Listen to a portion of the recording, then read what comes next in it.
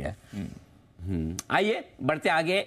Indigo की तरफ से एक अच्छी खबर आ रही है कंज्यूमर्स के लिए। इंडिगो ने फ्यूल सरचार्ज हटाया है। क्या है इसकी वजह और क्या इसके बाद कुछ हवाई किराए कम होंगे क्या?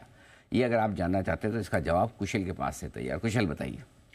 बिल्कुल सर, यहाँ पर इंडिगो की तरफ से एक कह सकते हैं कि एटीएफ की कीमतों में जिस तरह की गिरावट पिछले 3 महीनों में आई है, उसका जो बेनिफिट है वो कंज्यूमर्स को पास ऑन करते हुए नज़र आ रहे हैं। जिस तरह से इन्होंने एटीएफ की घटती कीमतों को ध्यान में रखते हुए जो अपना फ्यूल सरचार्ज है, जो अक्टूबर 2023 में यानी कि पिछले साल जो इन्होंने लगाया था, एटीएफ की कीमतों में लगातार जो बढ़त होती हुई दिखी थी। इनफैक्ट आप अगस्त से लेकर अक्टूबर तक देखेंगे तो यहाँ पर तीनों ही महीनों में ऑलमोस्ट 27% तक की बढ़त आपको एटीएफ की कीमतों में बनती हुई नजर आएगी।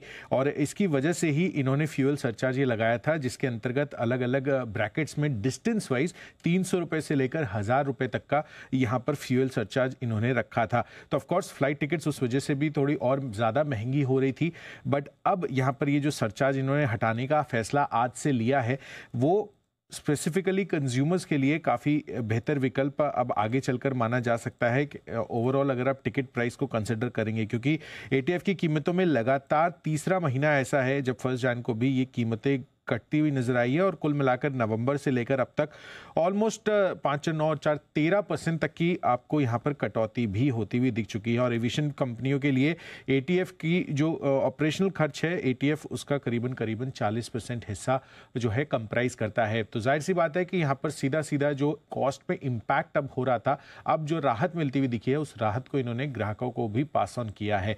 इसी वजह से यहाँ पर कंज्यूमर्स के लिए ये अच्छी खबर बन रही है इंडिगो की तरफ से। ये तो कंज्यूमर्स के लिए अच्छी खबर है। एयरलाइन ने सीधे फ्यूल सरचार्ज पास ऑन कर दिया है।